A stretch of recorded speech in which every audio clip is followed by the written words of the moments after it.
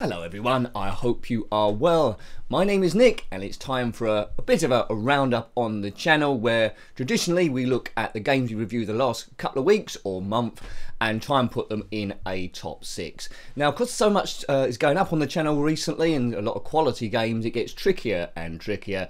We seem to have fallen into a slot where this happens once every 2 weeks now, so let's have a go, see if we can attempt this quite impossible task. Now there's quite a few games of course that didn't make the top 6, ones that might normally have made it in weeks gone past. There's GB Air Rally on the Spectrum, which is a rather good flying game, although a little bit easy once you get used to it. And there's also Earth Shaker on the ZX Spectrum 2. That was a cover disc, a Boulder Dash clone, bit late in the Spectrum's run. I think that's why I ended up giving it away free, so that's why it didn't make the top 6. Also as well, what didn't make it, honourable mentions for Roadkill on the Amiga 1200, a really good game by Acid Software in 1994. It's top-down racing, it's futuristic racing, but for me, it was a little bit too zoomed into the action. If you were zoomed slightly out, it would have been easier to predict the corners and go round, but you know, it looks quite good, the music's good, the speech is good, and it plays quite well. It's just rather difficult. It's going to take you quite a few goes to get used to it. And on the Commodore 64, Speedball by Imageworks in 1989. Really loved this on the Commodore Amiga. On the Commodore 64 it's good as well. The arena seems slightly bigger compared to the characters. I'll be coming to Speedball 2 probably tomorrow on the Commodore 64, but you know, it's okay, it's a good game, but there are better ones we reviewed. I had a look at a couple of pinball games as well on the Commodore 64, Advanced Pinball Simulator, but Night Mission was better than that one. A little bit monochrome, but you can change the set individual colour and the border, and the sounds of this are absolutely excellent. The theme is a plane and you're going on a bombing run. So that's just a few of the ones that didn't quite make it. A couple of games that really disappointed me were Jet Set Willy on the Commodore 64, not done by Matt Smith but converted by someone else, and lots of flaws in that. Some of the enemies were in the wrong place compared to the original, and the stairs, which were a good diagonal where Jet Set Willy would go up really fast, are jagging now like proper stairs, and it really interrupts the playability of the game.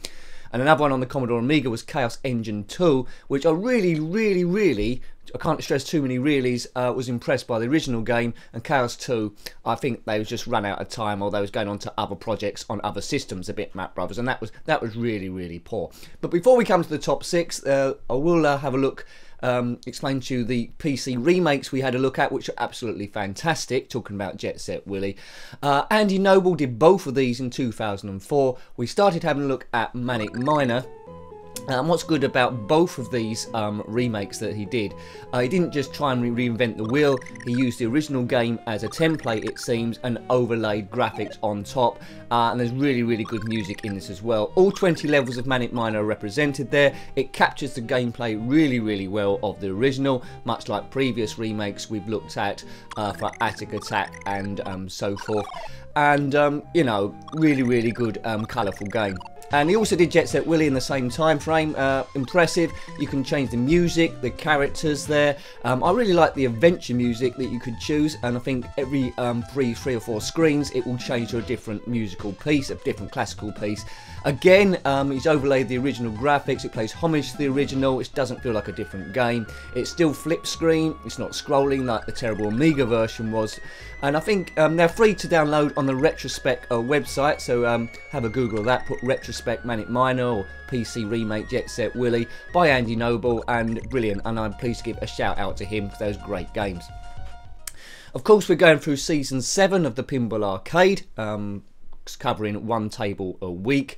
If you didn't know, at the end of June they're going to not renew the license for Williams and Bally, so if you're into your pinball, buy those before they disappear forever, because it sounds like over 60 odd tables are going to suddenly disappear, which is bad news for pinball going forward. But anyway, we looked at Fathom, based on the table by Bally again from 1981.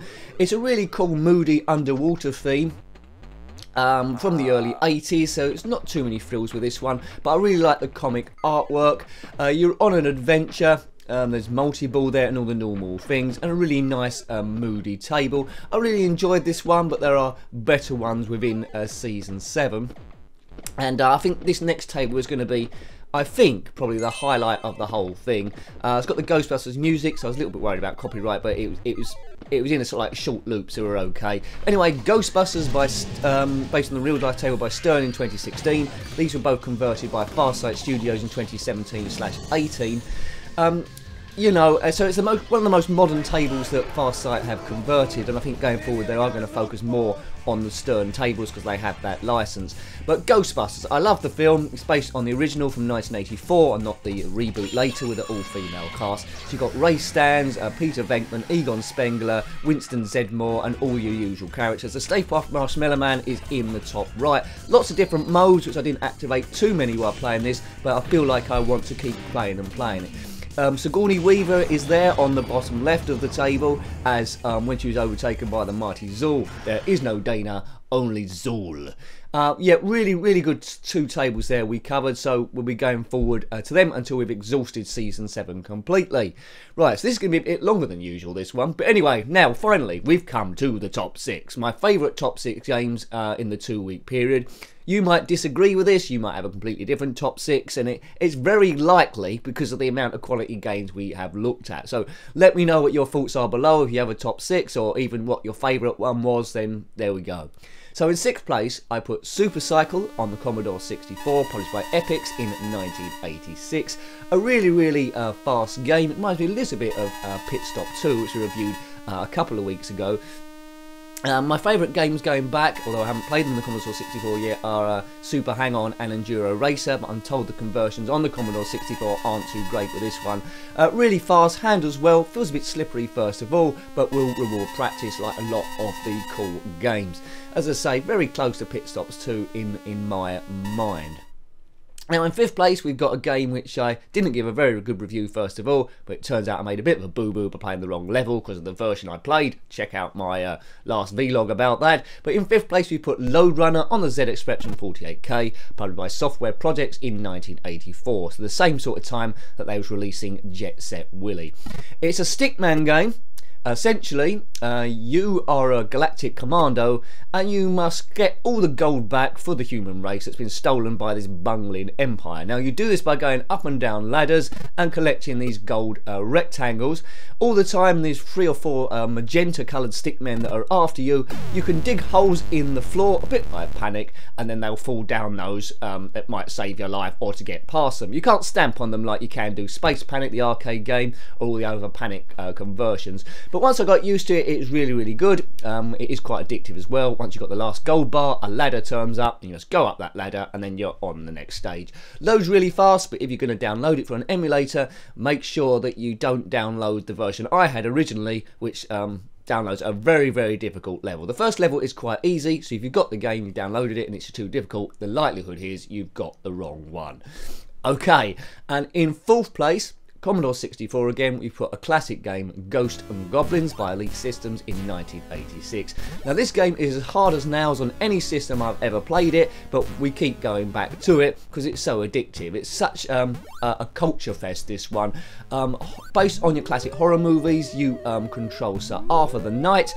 When he gets hit once, he loses all his armour, must continue with his vest and pants. It's quite comical. Get hit again, and then he gets reduced to bones. Different weapons to collect, like the lance is the main one. We can throw fire, and also a sword. You must rescue your girlfriend's been kidnapped by some demon.